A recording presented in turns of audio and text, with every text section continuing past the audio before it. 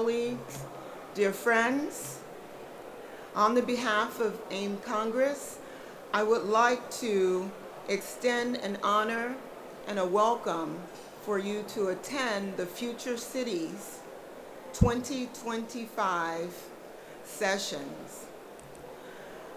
I cannot tell you how excited I am to be here, and I hope you are too.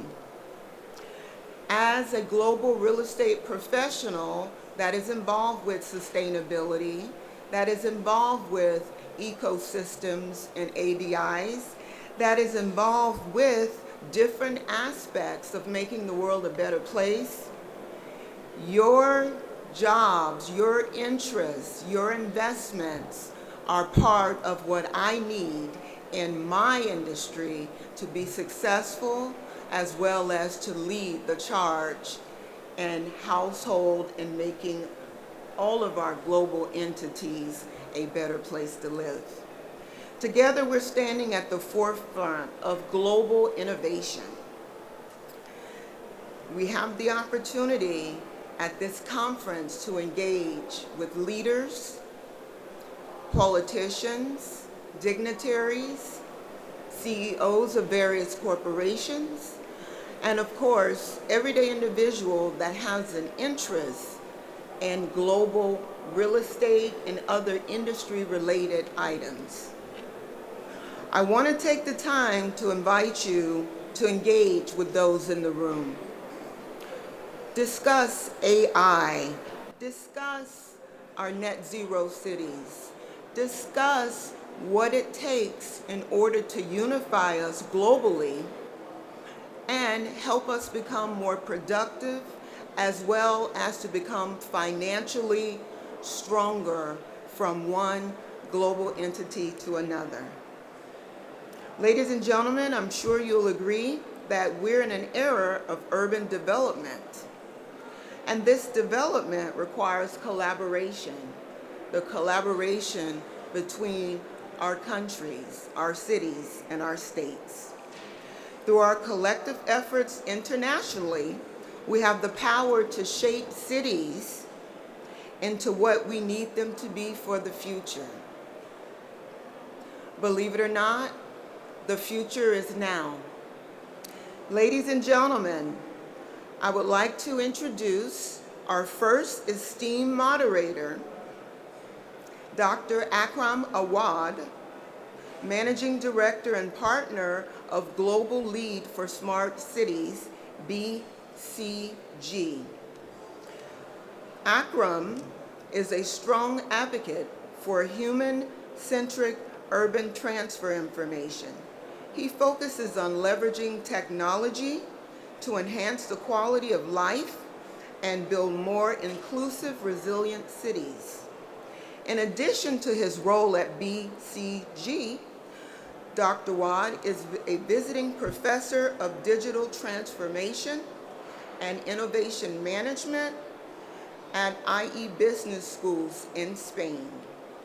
In his panel, he will lead esteemed guest speakers, Francisco Lecramer, who's the Director General of ARENA, Khalid Hasham, the President of Middle East and Africa of Honeywell, Hakan Ozamar, he's the CEO of Siemens Middle East, Smart Structure, and Doada Lawal, the Governor of Zamfara State, Nigeria. In exploring technology-driven urban development, these experts will discuss funding models. They will also discuss partnerships and collaborations in order to move forth into the next century.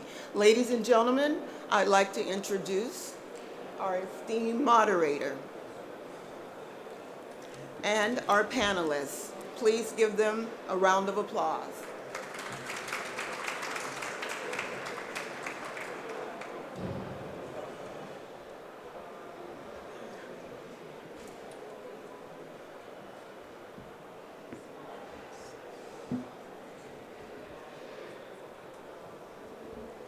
Thank you, Arlene.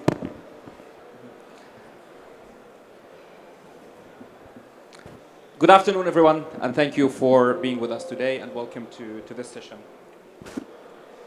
So, by 2050, Welcome to the exciting seed stage final pitch competition, where 16 innovative startups are about to showcase their groundbreaking ideas.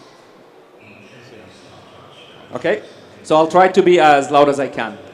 So, pitches by 2050, we expect over 70% of the world population to be based out of urban cities or urban centers around the world. In terms of mega cities, which are cities with a population of over 10 million people, today we already have over 30 of them around the world. And by 2050, we expect that number to exceed even 40 or even 44. We always look at cities as the centers for innovation, for growth, for opportunities, but they are certainly also the forefront for most of the world's pressing challenges, be it pollution, be it. You want me to move here? Okay, sorry.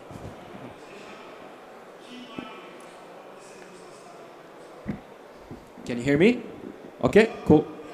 We also see cities as the forefront of some of the world's most pressing challenges, be it congestion, pollution, resilience, etc.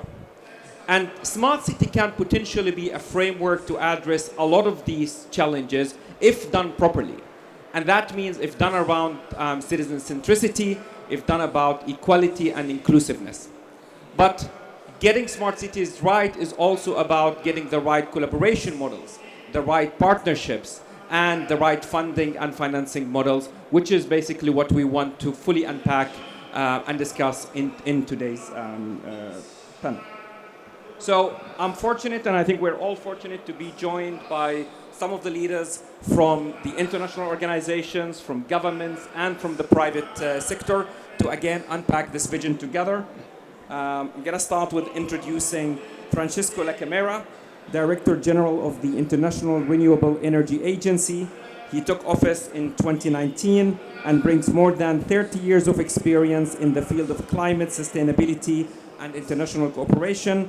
In his role, Mr. Lacamera is responsible for leading the delivery of IRENA's work program and strategy in cooperation with the agency's membership. We also have Mr. Dawood Alawal, Distinguished Executive Governor of Zamfara State in Nigeria, and a seasoned banker and former Nigeria embassy official in Washington, D.C. He ascended to executive leadership in the banking sector. His current administration prioritizes security via the Zamfara Security Trust Fund, education reforms, healthcare expansion, and infrastructure revitalization.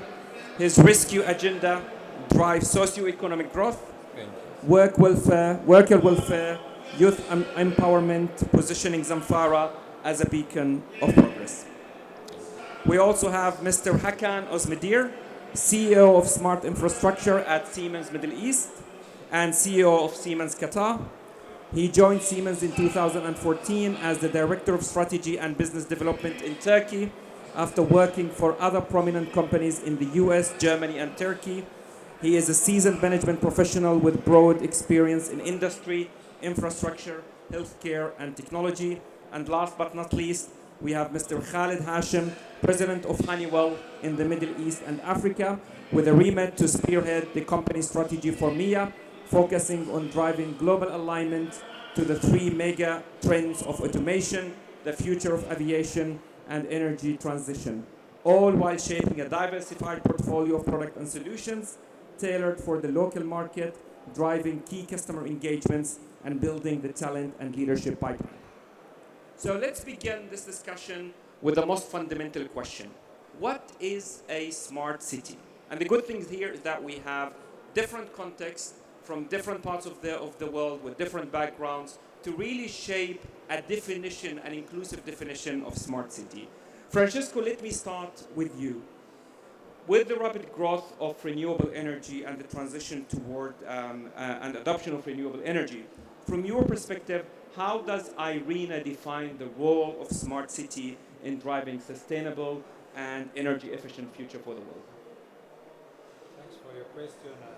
Thank for the invitation to be here with you today. So, first we have to understand that cities are a kind of living organism. So we have the complexity, but everything is there to define what smart city could be. And also they play an essential role in the path toward net zero, where a large part of population in the world is going to be living in big cities, and so and also all the how to say the center of political, financial activities are in the cities, and also the cities are the place where the end-use sector play a major role as building and other. So we have all the components. We have transport, we have the heating and cooling, and so when we talk about that, we have to look at the smart city as a system that has some fundamental trends. One, the main of this trend is surely the electrification of our system. You know that to get net zero, we should have a large part of the energy system to be electrified, and renewables will be, in our estimate, more than 90% of the share of the power system in 2050. So when we look at the transport, we know that transport is responsible for a large part of the CO2 emission, and the electrification of the sector is very low for the time being, less than 2% of the total final energy consumption. We think that should be moved to 7% beyond 2030. But the fact is that for the time being, this is really insufficient to make the city to be smart through electrification. Some interesting movement could be related to the use of electric vehicles. So one part of the electrification of the system. As far as I can say, for today we have in 2023 14 million cars that have been sold, but it's still only the 18% of the total car sold in that year, and we have to increase the number increase the use of electric vehicles. This means two things. One, that we have to enhance the charging station. Without a capillary charging station, that's electrification of transport will never take place at the speed that is needed. We know that China has experimented a very huge increase in charging point where they are making a difference. But this is one of the barriers that we have to overcome. The second is that naturally the electricity has to become to the cities. So we need to strengthen also the infrastructure. We see that for renewables and having everything we need, we have to move for the $570 billion of investment per year that we have now to $1 billion 300 million US dollar per year until 2030. So this area where we have to improve. Naturally, we have also now it's coming as another major trend, the use of artificial intelligence. And when we talk about smart city, we have to always to think that any additional request of energy coming from the use of artificial intelligence should be satisfied using renewables. Yeah. Naturally, we have not yet today a clear understanding of how much net demand will come with artificial intelligence, because it's true that they can ask demand for powering their use. But at the same time, they can introduce a measure or way to be more efficient, so lowering the demand of energy supply. So when we talk about smart city, we have to take care of all these aspects together for making the the machine go in the right direction. Fantastic, and that's a very diverse already spectrum of things, even just within the context of renewable energy and sustainability. Governor Dawood, let me turn to you now, and in the context of the state of Zamfara and maybe similar developing regions around the world, how do you define smart city? What does it mean to you?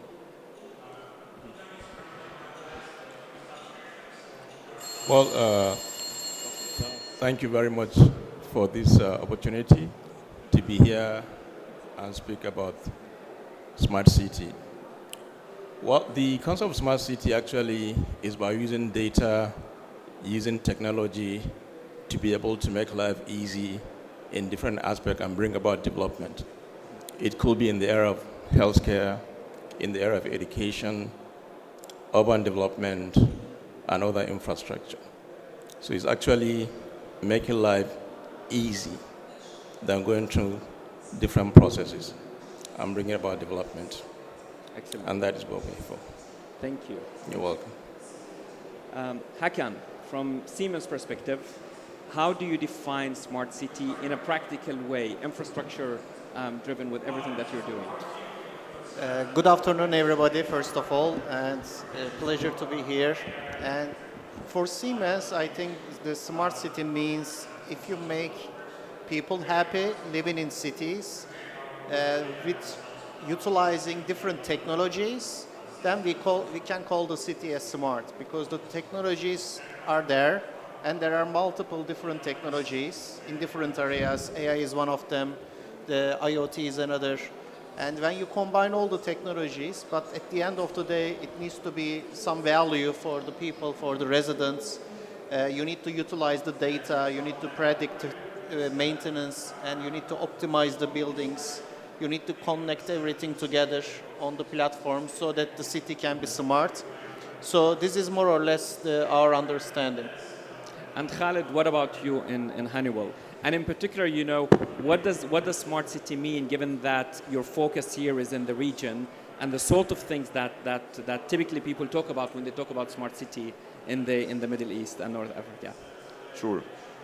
I'll try to be as loud as possible to try to counter what's happening outside. So thank you, Akram, for the invitation and for the opportunity to be here. So I think there is always a confusion in the definition of a smart city between the smart city itself and the tools to get there. A smart city is very simple, is back to basics, is a city where citizens can actually lead a safer, a more efficient life with the least, I would say, carbon footprint. Because some people relate it to being everything connected, everything on technology or on digital. That's a very good tool. But ultimately, the main goal is, if I'm going to live in this city, I'm actually keen to live in this city because I know I'm going to lead a more sustainable and a more efficient and safer life. So it happens that with the complexity of life and the pace of change that's been happening, digital is a very powerful tool in order to achieve that. Because by connecting be it equipment, be it workflows, by making things more efficient and faster, and generating more data-driven decision-making that can help citizens to be more efficient, this actually leads ultimately to a smarter city, which means a more efficient and safer and, again, more sustainable city.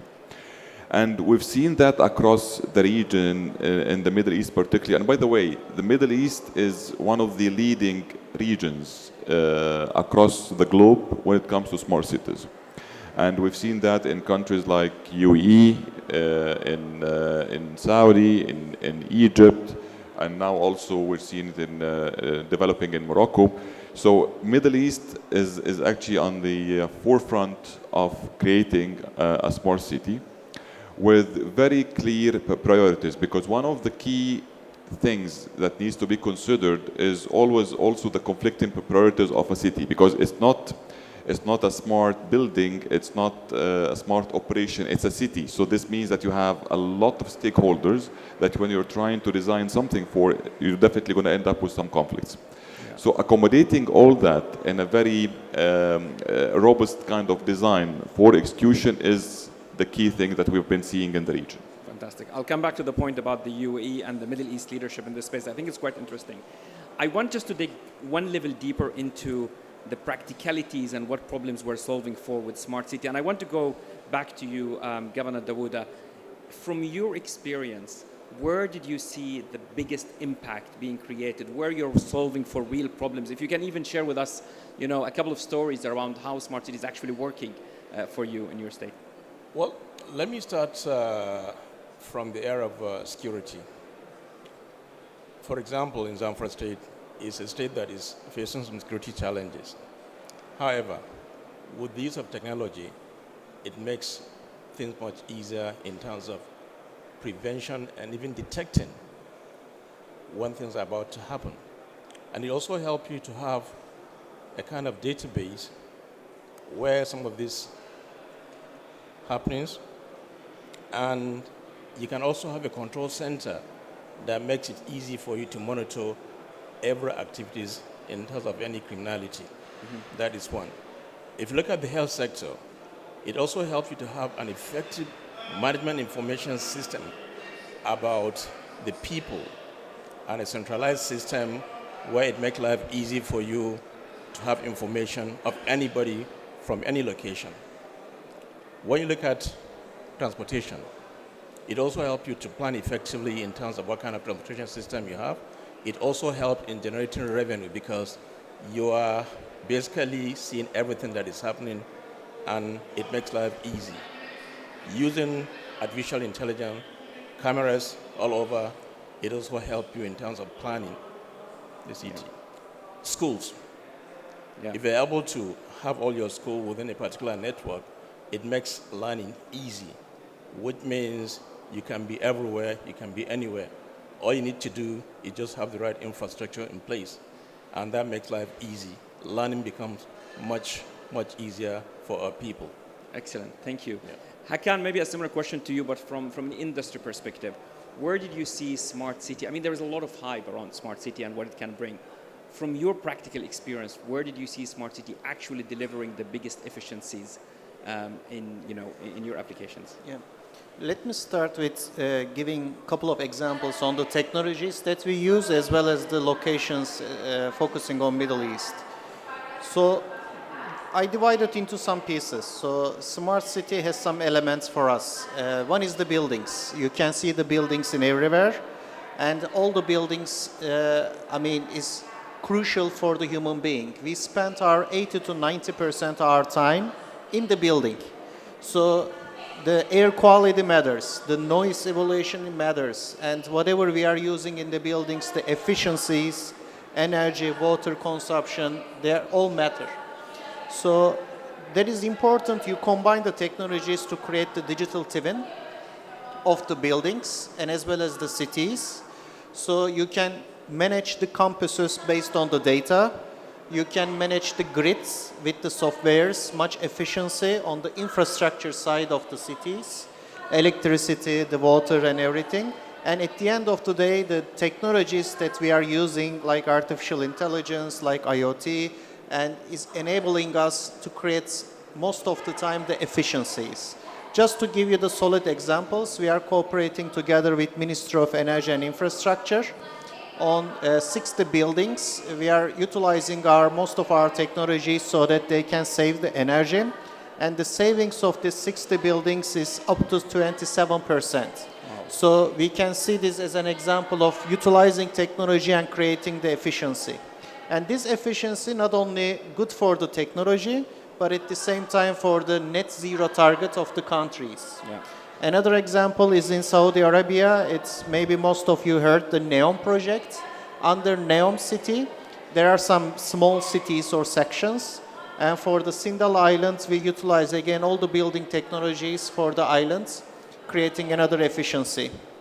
And some other campuses as well, like King Abdulaziz campus.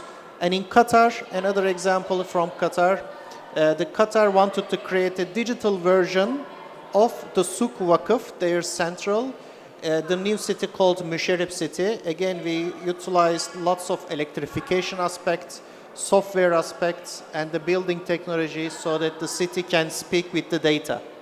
And once you utilize this technology, we are at the same time creating a digital twin of the cities so that the operational cost will be optimized and the living conditions for the people will be easy, comfortable, much more secure, much more efficient overall for all the stakeholders. These are a couple of examples. Thank you, Hakan. Francisco, I'm going to shift the discussion now a bit differently. We have been, when we think smart cities, we usually think technology. But cities is not about technology, it's about people at the end. And this is probably going to be a tough one. As an international organization, how do you make sure you factor in that citizen centricity in the way how you look into renewable energy and deployment of technology solutions, which is not the first thing that comes to mind when you have international and multilateral discussions? So, first of all, say that we can make action to be sure is a little bit too much. Mm-hmm. So what we can try is to support and work with the countries on do the best possible. We have been supporting more than 100 countries with all our instruments. One of these, for example, is the Solar City Simulator. Mm-hmm. So we try to assess what is the potential for the distribution of solar in the city. We have done this exercise for many cities. We think it's relevant, naturally. Irina cannot work on the architectural structure of the cities, but at least to understand, due to the actual architectural landscape, how much of this could be able to receive solar and create solar energy. Mm-hmm. So this is one of the things that we do. The other thing is to try to understand also the potential of the region, because cities are a big consumer of electricity. The other aspect that we can cover is what are the legislative aspects that may provide for facilitating the cleaning of the energy system.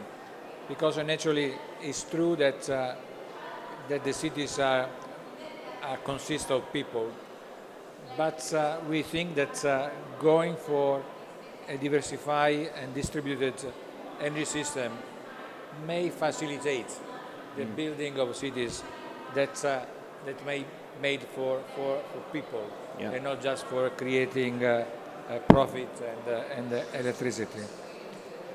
Fantastic. The last aspect, that all countries has to go for presenting the national development contribution along the Paris process, and we are supporting them on that. But we are not only working with the governments, because we understand that it's essential to have the private with Siemens. We have been able to launch an alliance for industry decarbonization. Yeah. It's very relevant because it's cover industry that are working in all the areas that are relevant for cities. So all the hard-to-abate sector that are relevant are covered by transport, building. So we have published many reports on the use of, on the possibility to electrify buildings through electric pumps and other, for example. We have also built a partnership with a private company concerning the utilities, because the utilities at the end are the ones that bring electricity into the city. So it's very important to work with them, to let them to commit to make more for the cities. We have also trying to make some pilot study in China, in Uganda, in Costa Rica, trying to see in the different reality what does it mean for the quality of life of the people going for renewables. And these studies are easily accessible from our website. Excellent. So in closing, because I recognize that I've been too long in my previous intervention, I think that the triple of renewable energy capacity is the Polar Star. Also when you talk about smart cities, and for this is important the infrastructure in the city, but also coming to the city, the electricity. It's also very important that we work on the capacity to manage this system, because the more complex is the system with renewables, inevitably, this means that we have also to enhance the capacity to manage the complex system. So all these elements together, I think, may help us to build cities that take into account at the end, as has been just said here, the city is made for the people, as not made for other. Fantastic, fantastic. And building on the same question, Governor Dawuda, how do you make sure that the people of Zamfara actually feel the impact of the, of whatever you're doing with them from a smart city perspective, and that they are engaged in the process to ensure you're actually delivering what they actually need in that aspect? I think the most important thing is community engagement in terms of what you do. You're being very transparent and be able to carry all the citizens along in terms of government policies, what you do in healthcare service delivery, what you do in the educational sector, as well as infrastructure. If you're able to carry people along in this regard, I think that will go a long way in changing the entire narrative, whereby there's that kind of engagement by everybody, and it makes it seamless in terms of transformation. Yeah. Excellent. Khaled, I want to go back now to a point that you highlighted around the UAE and the Middle East leadership. You're absolutely right. I think that this part of the world we have been investing massively in next generation infrastructure, in building the future cities. You mentioned NEOM as well earlier, but even, Abu Dhabi, Dubai, Doha, Riyadh, all of these, I think, are pouring lots of strategic investments in this space. What have we learned from all your engagements in this part of the world regarding getting smart cities right that can be shared with the rest of the world in their different contexts? That's actually a very good question. Well, I think we actually have a lot of lessons learned from the experience so far, from what we did in the region. So things like, first of all, investment in design. And this actually is back to your point about the designing for people. Because as I said before, like a good example is what we did in Egypt when we're building the first smart city in Middle East and Africa, the new capital of Egypt. There was a big committee of 25 entities. So these are representing all the ministries, the public affairs, the ambulance, the police. So every single aspect of living in a city was represented and was taken into consideration into the design phase. So this is number one, because you have to invest in the design across all the stakeholders to ensure that you're doing it as a sustainable smart city. One other piece is partnerships, because again, we started talking about smart cities not long ago. So not one single entity or company or technology provider or even government can do it alone. So partnership is another key pillar. A good example also is what we did with Cisco. So partnered up with Cisco in order to advance the technology for smart cities for more enhanced and more optimized operation and energy optimization in smart cities. Another key one is cybersecurity, because what we're doing here is that we're exposing the living and the infrastructure of a city. The more we invest in making it more digital, the more, of course, exposed to cyber threats. So definitely investment in cybersecurity is another very important factor. And one of the things that we've been recently also experiencing with different governments is how to generate revenues out of a smart city. Okay? Because this is something that when we started doing actually smart cities long ago, like when we did with Hamdan bin Mohammed University, for example, here, we're not thinking about generating revenues. It was more of how can we drive value now. Maybe through power generation, we actually achieve 10% saving in energy usage, how to achieve it through a less carbon footprint and so on. However, by experience, in order to make it more sustainable, it has to generate revenues. A smart city needs to have certain aspects of the operation, and that's ultimately not for profit, but for the again, for the welfare of the citizens, but certain points of the operations need to generate revenues for the government in order to make it sustainable in terms of investing and So maintaining the financially aspects. sustainable, not Exactly. just climate sustainable. Exactly. Excellent. Hakan, you also focus on this region. Any additional learnings when it comes to smart city that basically come out of your work in the region? I think one of the key thing, one company or one organization cannot manage it. So the ecosystem is the right word to manage the cities, because there is technology providers, there is private sector, there is government. Government plays critical roles, regulating, at the same time putting some standards. And at the same time, there is investment needed. The financial aspect is there as another stakeholder in the picture. So how do we really create the ecosystem is one of the key learnings. We cannot be successful as technology provider as only one company. That's another reason we are developing the partners to work with. We have too many partners with the different competency matrices, and they are going with us to the markets to enable the solutions for the different stakeholders. So with one single word is the ecosystem. Excellent. And let's focus on that part, the ecosystem, which I think is a good segue to talk about overall collaboration and partnership models and financial and funding models. Francisco, back to you. You are a multilateral international organization. You work with the Global South and the Global North. Different capabilities, different needs. How do you ensure that this collaboration actually works for everyone, and that things such as smart cities are accessible to those who need them, not just those who can afford them, both from a knowledge but also from a financing and funding models? So we have many initiatives in this respect. I have mentioned the partnership with the private sector that we have. But more important, when we talk about how also we can work for reducing the inequalities in some way. So we have launched an initiative for Africa, that is the Accelerated Partnership for Renewable Energy in Africa. This was launched under the leadership of President Ruto from Kenya during the Climate Summit, I think at the end of September 2023. And now we have 11 countries that are part of this, and soon we will be 15.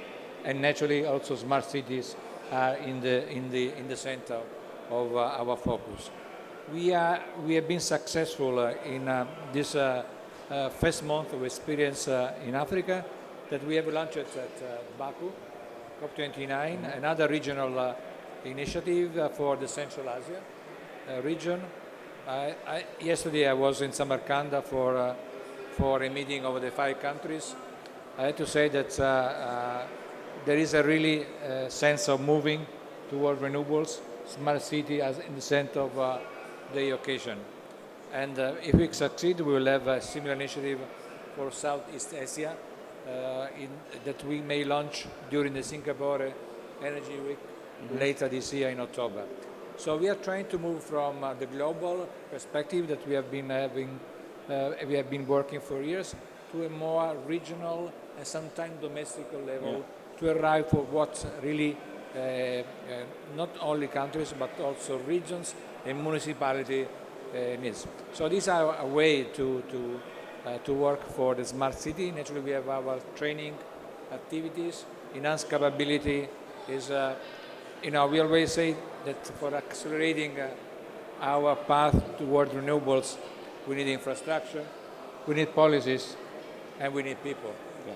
So capacity building, training, reskilling is crucial for making things working in the right direction. Fantastic. Governor Dawuda, around the same theme, which of these partnership and financing and investment models you've actually seen working? And also let me flip also the question the other way. Which of these models do not exist and you wish they actually existed to make things easier for you to deploy smart cities? Well, I think the best model is this PPP, Principal Partnership, in collaboration with the local as well as international organizations to be able to get the kind of support and funding in most cases, as well as transfer of technology for you to be able to understand what people go through, need effective planning, and the way forward. So finance is key in this. So you must have the right set of people that will be able to finance such project. So local, international bodies, for example, in Zamfara State, we're into partnership with the federal government. There's what we call the Communication Commission, which are laying the fiber optics to make it easy for the state in terms of the kind of data and the kind of transformation we want to go through, as well as the United Nations that are also ever ready to come to assist in terms of providing both finance as well as the right technology to make it easy and seamless. Fantastic. Thank you very much, Governor Duda. So now let me get to the final question, maybe in 1 minute each. What is if there was just one thing that you would say, what is the one bold move that you think governments and cities around the world should be focusing on within the next 12 months or 18 months to get their smart transformation right? Let's start with you, Francisco. Very simple. We know that for accelerating our path, we need to have an infrastructure that may sustain this acceleration. So if I can ask something to happen, is that under the reform of the multilateral financial institutions, they finally get priority for the building of the infrastructure needed for the new system energy system that is coming. So without this, we need a kind of Marshall Plan for Africa, for Southeast Asia, where we put the infrastructure in the way that we link the development to the building of a new energy system. Because sometimes we cannot do things in Africa simply because there is no people that have the capacity to buy the electricity. So we have to put in a movement, infrastructure, create wealth, revenue, new energy, capacity, all this kind of good circle that has to come. This is my hope. Fantastic. I totally agree. Invest in infrastructure. This is the number one. I think it makes a lot of things easier once this is done. The other thing is on the private sector engagement. This is key because if a city at the end of the day is a group of private sectors development. So if I'm able to develop that model of private sector engagement, it makes it much easier to integrate and to accelerate the establishment of a smart city. And finally, what we talked about on the ecosystem, on government issuing the policies needed, on financial institutions financing, on technology providers like Honeywell, developing the technology and developing the business models to make the technology more affordable for deployment. So this kind of ecosystem is definitely a must. Thank you. Hakan? One bold move for us would be mandating digital twin of the city for the new urban developments. Example given, sometimes the developers bringing some key projects, but government or regulatory parties, sometimes municipalities, should ask to these developers, where is your digital twin of the city that you are creating, or campus or buildings? So as long as you have the digital twin, then you can manage the data very well, and based on the data, you can utilize AI, IoT, and more other technologies on top of it. At the end of the day, the residents will be much secure, much comfortable. It will be much easier for them, and for the operators, it will be much more optimized to manage the city based on the digital twins. So that would be the move. Excellent. Governor Dauda? I think in this kind of situation, planning is key. You need to have an effective planning to understand where you are, where you want to be in the nearest future. And in that kind of situation, you actually need the political commitment. Once there's that political commitment, then it makes life easy for you, even in terms of bringing investors who are ready to key into your development goals and objectives. There must be that kind of political backing so that things will be seamless. And of course, rule of law, because you need to, whoever you bring in, you must be sure that his investment is secure. And that way, it's going to be seamless. And that will make it work. Fantastic. Thank you all for the insightful and for the deep and thoughtful discussion. So, ladies and gentlemen, we heard from our esteemed panelists today about what is smart city, what are the challenges that smart city solves for, how to get the smart city from a citizen centricity perfect right. What are the core technologies that are needed? How to get the partnerships and the investment and the financing model right, and how to wrap it all together in the main themes of basically what should be the priority, the strategic priorities to focus on in the coming period. Please join me all in thanking our esteemed panelists, Francisco, Khaled, Hakan, and Governor Dawuda. Thank you all for listening.